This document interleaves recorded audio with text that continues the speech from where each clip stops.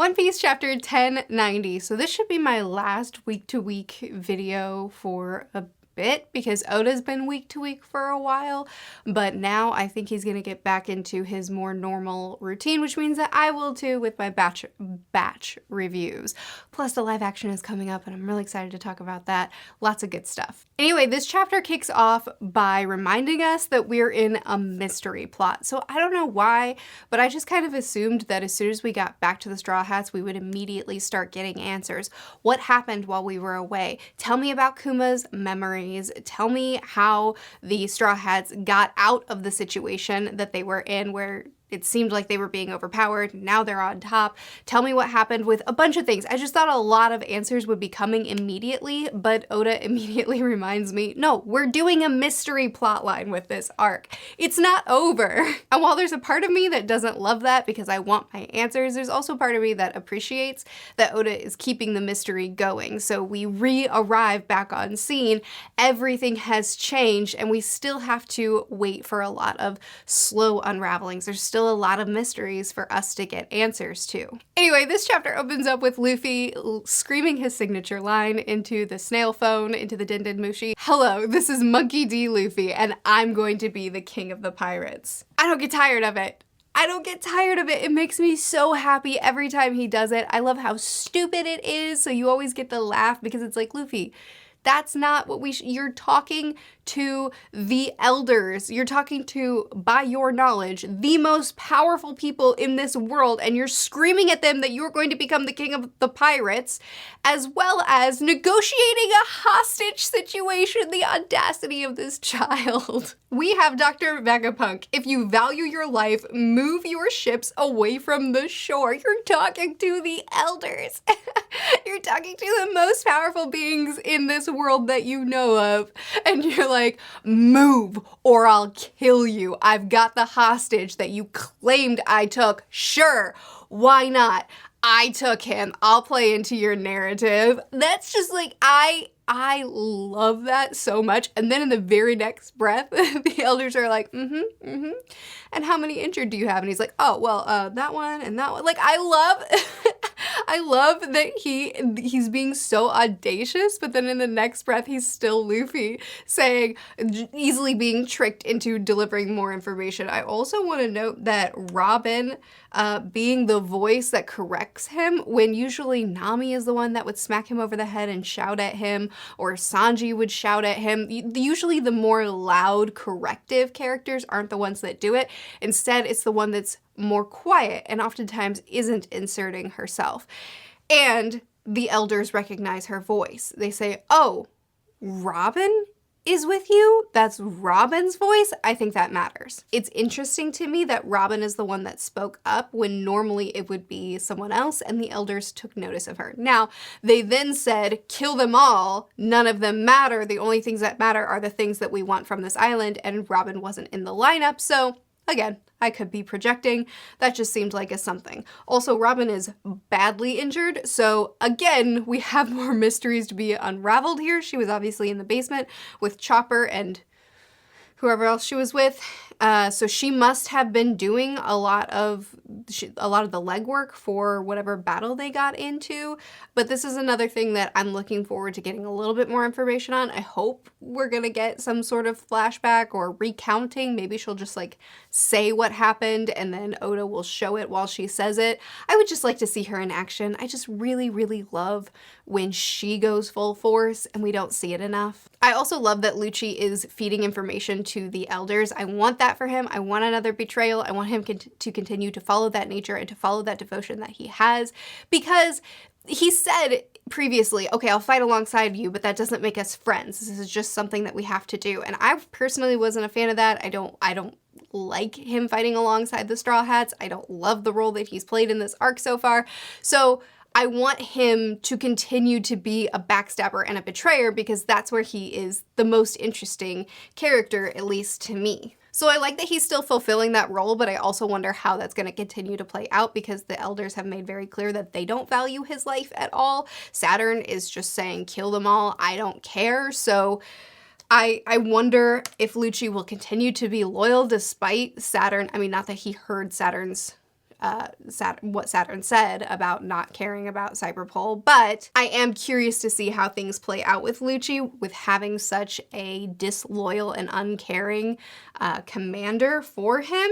The Seraphim being trapped in these bubbles are really interesting. Obviously, these bubbles are going to come back around. Obviously, they're going to get free of the bubble somehow, even though it's emphasized they can't get free. There's no possible way. They're totally not going to get free. Obviously, they're going to get free, and I'm curious how these bubbles will continue to be used, because this is a huge asset. But I also love that we're seeing more personality from these Seraphim. Like, right away, we see S-Hawk being moody about being captured in this bubble. How dare you trap me in this thing? I love that. I love that instantly he's offended. Like, me? You dare to trap me in this thing? I love, because that's a personality that's showing through.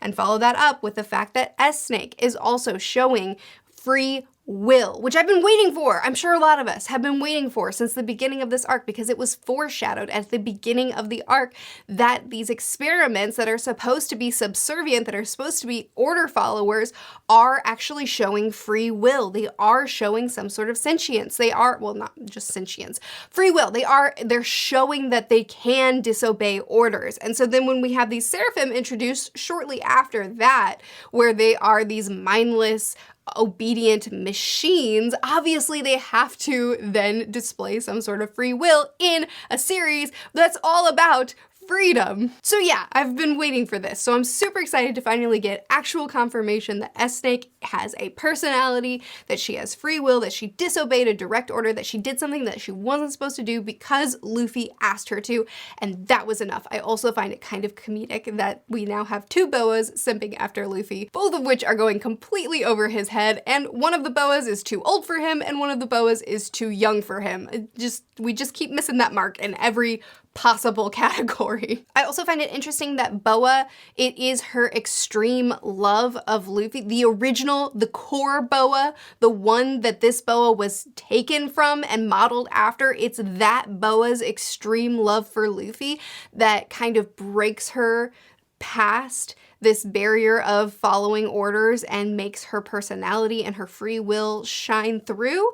So then that makes me wonder, okay, so S-Bear, who's also trapped in these bubbles, if we get him up against Bonnie, will his extreme love for Bonnie cause a crack in his facade as well? Not facade, in a crack in his armor as well, in this robotic sort of being that they've been forced into. Are we gonna see his free will come through? Anyway, we're strategizing on how to get out of here, re-emphasizing how impossible getting out really seems to be, but their plan of action is to go to Elbaf. It's well reasoned, it makes sense, and I hope we go.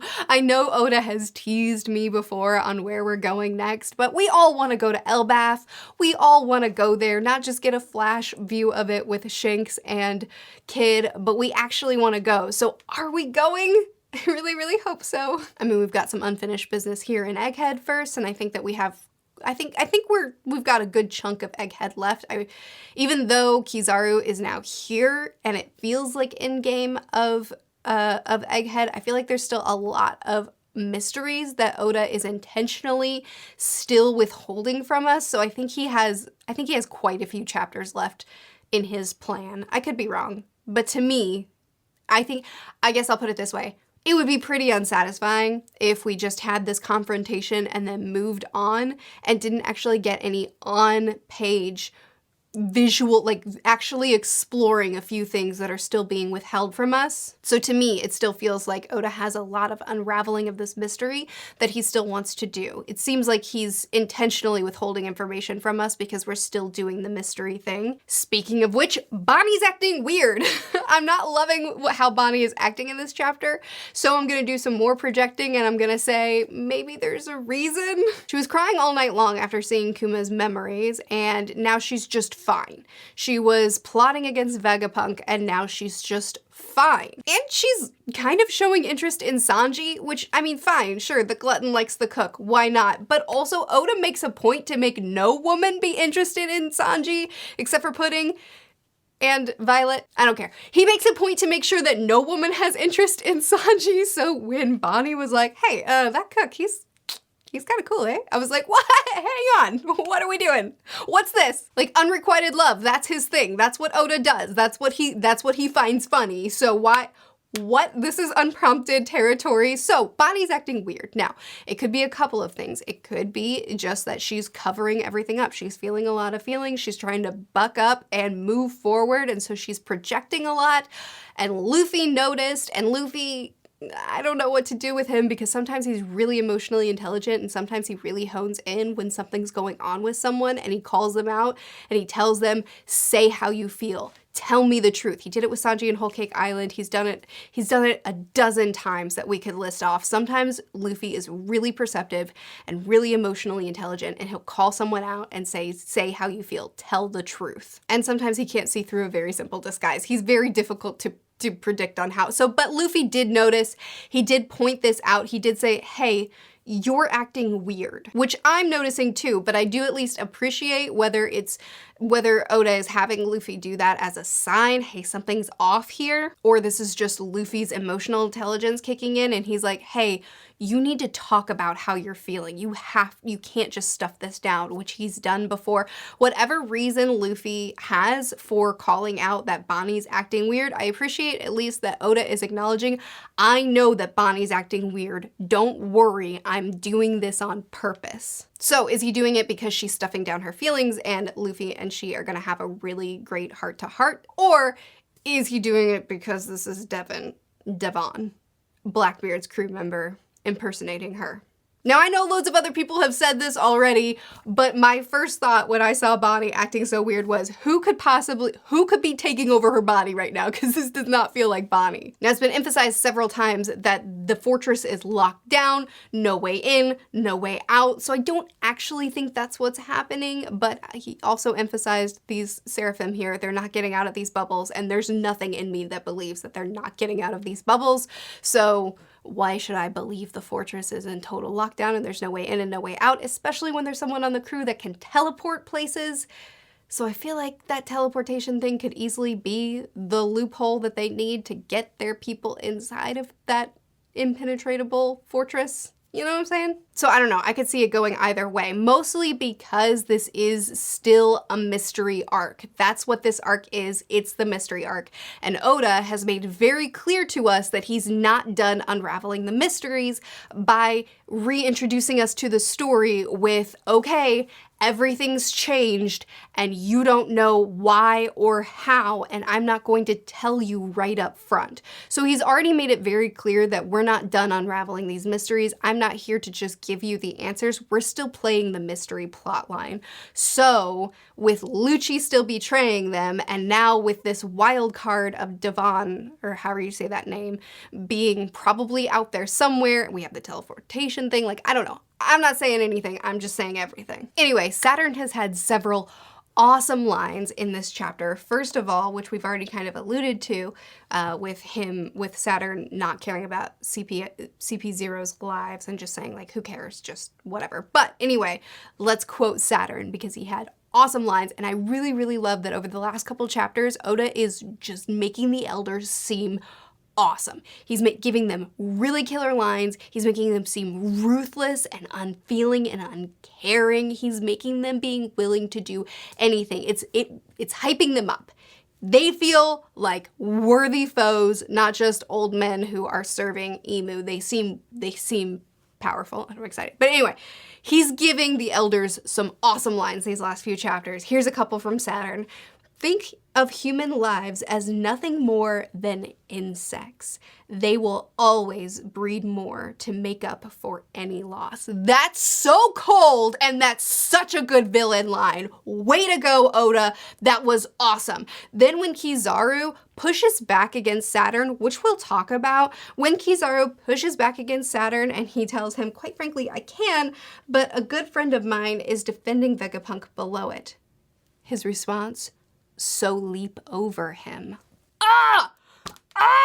Saturn's cool. I don't care. Jay Garcia in the last one was cool.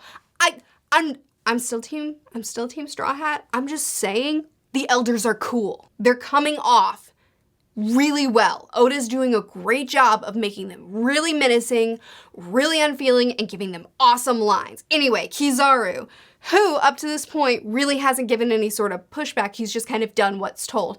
I appreciate that he's finally starting to show pushback. I also appreciate that at the same time that Kuzan has defected, at the same time that Garp is not following orders directly and is showing that he's kind of learned from the Marineford situation, at the same time that it seems like there's a lot of shaking ground in the world of the admirals. Even in this very same chapter, we have someone who I don't know the name of, who is taking orders and saying, yes, sir, but he's clearly not happy with the orders that he's been given.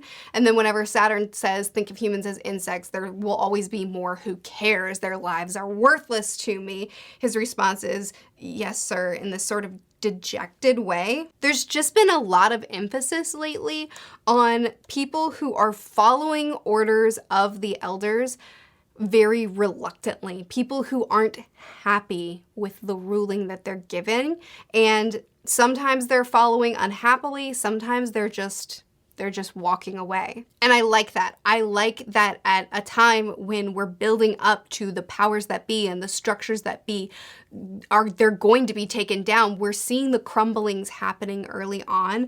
We're seeing the people who have been serving them for so long not loving the orders that they're not just being these mindless drones, these cogs in the machines, these things that just take whatever orders they're given, but are actually pushing back, or at the very least are showing dissatisfaction with the part that they're having to play in history. So even though Kizaru does go forward, and he does it kind of in his own way, he wants to do it the honorable way rather than, you know, what he's being told, that small pushback is huge, I think. Anyway, it begins. Kizaru goes in and he attacks Sentamaru, and it begins. He got through the defenses of the impenetrable, of the forces that no one can get in, no one can get out. Okay, well, if he can do it, then maybe the teleportation guy, anyway. Obviously, this is 100% impossible for anyone to enter. Boom. He enters, and it starts. Oh my goodness, this is what we've been building up to. This is it. This is the world-shaking event. We're here. I said it in my last review, I said it in the last chapter discussion, but assuming nothing stops him, assuming there's nobody that steps in his way, now seeing Kizaru and Luffy face to face again, but this time Luffy is sun god Nika. This time he is an emperor of the sea. This time, I don't know, I'm just excited for Kizaru to see how far he's come. And I'm excited to see this standoff. Oh my gosh, it's gonna be good. We still have a lot of work to do in this arc before we move on. And I hope we move on to Elbaf, but regardless of where we go, I'm having an awesome time. I've got a lot of fun videos coming. I have of my One Piece and literature series that I've been doing. I'm working on Thriller Bark right now. It's coming together really well. So far, it's my favorite video I've done like these. Like, it's so fun. Plus, we've got the live action coming. Always more chapter batches coming. So I'm very excited. This is a great day to be a One Piece fan. Great time to be a One Piece fan. Anyway, I post videos every Monday and Friday on this channel, Tuesdays and Thursdays on my review channel, where I talk about what I'm reading week to week. Check that out. It's always linked in the description if you feel like it. I also do live chapter reactions on my Patreon if you're interested in that. Linked in the description. You can check it out if you feel like it. But no matter what, chat with me more in the comments what you think about this chapter, stuff that you're excited to talk about. I'll see you again soon. Bye.